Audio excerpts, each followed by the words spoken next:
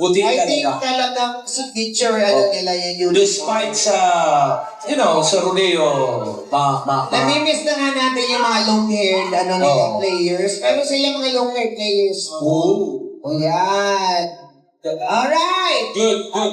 Kailangan na. Katumba na. Yan.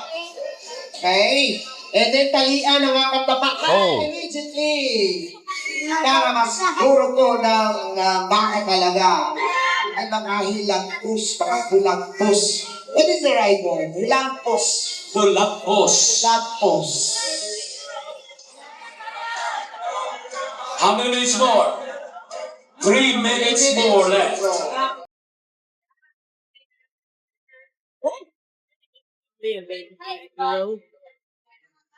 Thank you, Carol and the company for watching. Thank you. And once again, good afternoon po sa ating mga bisita, no? Mula sa iba't ibang bahagi ng mundo. Hindi na dati bahagi ng Pilipinas na, ngayon bahagi ng mundo. Because we also have visitors coming from We started from bahagi ng Masbate. yes, so ilang bahagi. Then bahagi ng Bicol region. And then Bahagi ng Pilipinas. Ayun buong mundo na po, no? Especially with the use of the social media. Correct. Oo. So sa mga timbahay, shout out dyan sa mga timbahay. Live stream po tayo, no? Naka-live stream tayo, kaya lahat ng sinasabi natin dito na mag-ingat ka, partner. Stand by, Rodeo Club Bicol Chapter. Rodeo Club Bicol Chapter. He'll be the next. And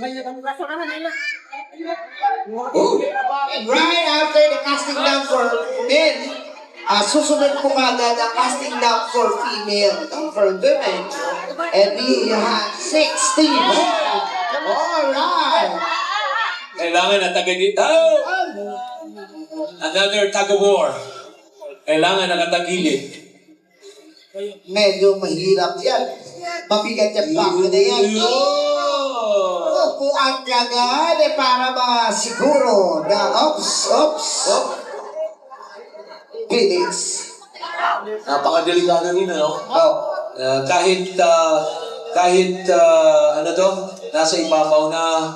Pero proper po talaga yun, no? Yung medyo, akala namin pinipilitin yung Ang paa pwede pag sumiba. Oo. Pag sinipak niyan, na-try mo na, subukan mo nga. Si Pao ka? Hindi, ipapasipak iba sa baka.